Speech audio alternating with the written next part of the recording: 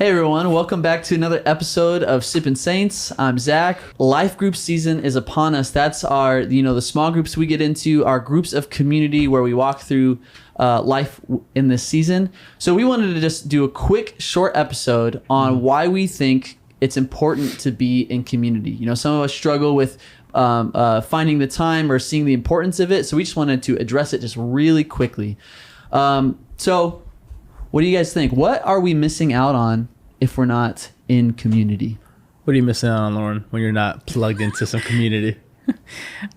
I didn't know I was answering there. I thought I was asking the questions. Oh, God. We flipped it on you.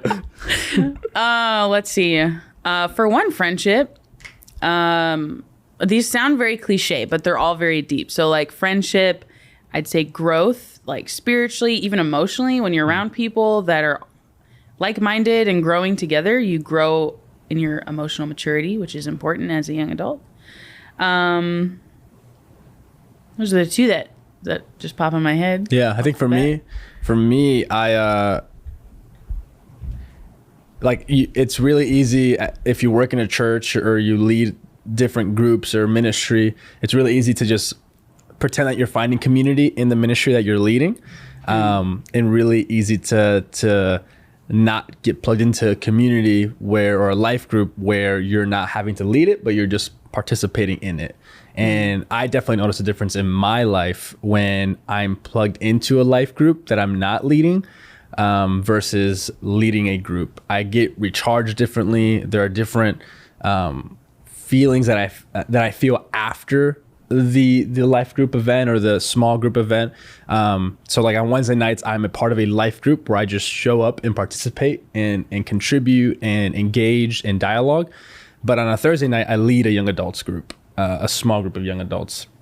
And those two they're very different, right? Because the one on Wednesday night has different people from different seasons of life. Yeah, there's a couple with young kids. There's someone who is younger than me. There's someone who's older than me. Like it's just there's these different walks of life, and for me, it's really beautiful because it's a picture of the church for me, and like being able to experience the church, the people, in a smaller, more intentional way has been really refreshing, really refueling, really recharges me in a way that leading a small group or leading a team or leading a ministry doesn't necessarily do. So I love it. I think if you're not put into a life group, it can be uncomfortable. It can be awkward sometimes. You can feel like you're stepping way out of your comfort zone, but I think you get the most out of it when you truly are intentional and you really engaged in the conversations and in the community, in the life happening within that small group, within that life group. Yeah, there's this pastor from the 20th century named Dietrich Bonhoeffer. He's got an amazing story, but he wrote a book called Life Together, which we went through as a church recently. And one of the quotes he has, one of the things he says is, let the one who is not in community beware of being alone. Let the one who is not in community beware of being alone. Why? Because we are meant to live our lives. As humans, we are meant to share our lives with one another. We are relational beings. God made us for relationship. And it is in relationship where we are strengthened, Lauren, like you said, where we are given the opportunity to grow. And that then strengthens us to go into the rest of our daily lives where we're alone with our thoughts, alone with our experiences, and alone with our temptations. And the strength that we glean from being around other people with whom we can share our struggles, with whom we could be encouraged, strengthens us for those moments of solitude and being alone, where we are not overtaken by our temptations. We're not overtaken by our struggles and the thoughts that we can feel are so chaotic and swirl around in our head. So, and not only that, life groups are a place, or community is a place where we can strengthen and encourage others as well. So, I think if we remove ourselves from that community, we are missing out on that strength, that encouragement. We need people we can share our hearts with, what's on our minds, what's on our hearts. We need people share our struggles with and our temptations so that we don't have to fight them alone. Because like Ecclesiastes said, a triple braided cord is not easily severed. So yeah, I think that's what we're missing out on is strength. We're missing out on a lot of life that God wants to give us through relationships and other people. Yeah. I found myself in like a life group, in a married life group with people from all like seasons of life. Yeah. People I would never have normally like interacted with. Yep. And at the end of that, at that life group, I was just like, man, I just love these people, and I've been strengthened and encouraged by them, and have gotten so much out of this time together. So it will surprise you. If you're hesitant, it might surprise you, the good and the beauty that will come out of it. Yeah. Okay. So first question, I guess second question really, what's the fruit of you being in a life group? So you said that you are a part of a life group, you just attend, you soak things up, and then you lead a different group. So with the group that you attend, even in your marriage situation, that group, what was some of the fruit that you walked away with very clearly, like as specific as you can get? Yeah, I mean, the one that sticks out to me the most is I felt recharged. Like I would go home feeling like I connected with people, I was encouraged, I got to encourage, I heard, I listened, I engaged, and all of that culminated to feeling recharged when I went home.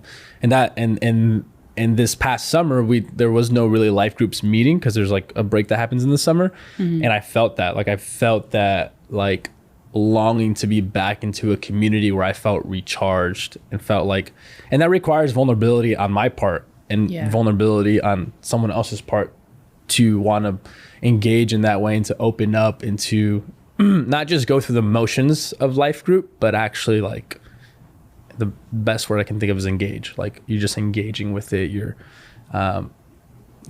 actually participating in conversations, and you're getting to know people on a deeper level. And to me, I felt recharged. I felt recharged. Are you more of an extrovert? Yeah. What about you? I'm majorly an introvert. Okay, so from your perspective, because as an extrovert, you go to a group of people and naturally you're recharged. Yeah, that's true. So I mean, of course, you're recharged in other ways, mentally, spiritually, emotionally. But as an introvert, maybe there are introverts listening who are like, I don't want to go to a life group. That seems overwhelming and tiring. What do you get out of life groups as an introvert? Community can be draining. I see all you lifers, all you introverts out there. Introverted lifers.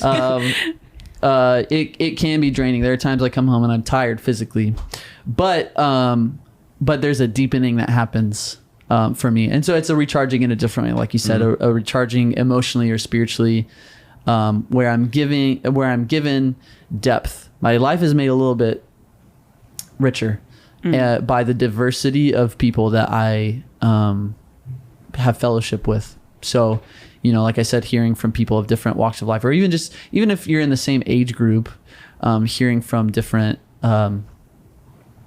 situations and different perspectives, that diversity of interaction can only deepen your life and add richness to it and add layers to the way you think about the world, and just being aware that there are other people in this world that exist and who have thoughts and who have feelings. Well, a lot of us introverts, we can when we treasure our alone time much, we often think very inwardly and can get stuck in our own hearts and thoughts. So being in community, even as an introvert, even though there is, it can be taxing at times emotionally or physically, it is worth it in the long run, because ultimately it enlarges your soul and strengthens you and deepens your life. And then you just take time, like, all right, life group is on Wednesday or Thursday or whenever. When I get home, I'm going to read a book. I'm going to watch a movie, or the next day I'm going to take a slow day or something. I don't know. Find ways to care for yourself. Yeah. But it's totally worth coming out of your solitude into community. Yeah, most definitely.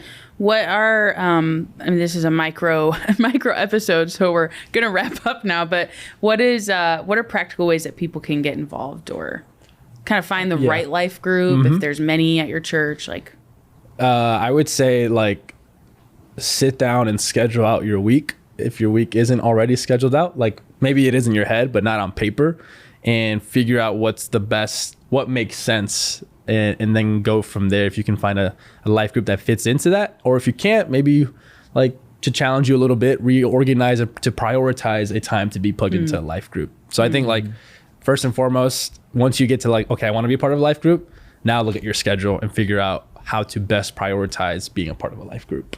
Yeah. Very practical, but That's good though. It's true. Yeah, it's worth it.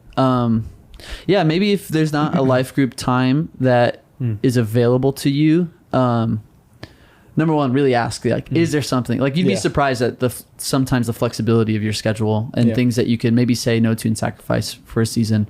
But also maybe you can talk to the leadership and say, like, hey, this is my situation. Is there any other thing I can be a part of to still get this community? Yeah. Maybe there's a mentor that you can be meeting with, or maybe there are a couple other people who don't fit that schedule of what your location is offering, and they can find another way to meet your need for community. Yeah. There are other ways, I think, to figure it out. But I think definitely realizing the priority of community is just so important, because down the line, you'll feel it. You'll feel the drain. You'll feel yourself start to slow down because you're not having that tank being filled up. Yeah.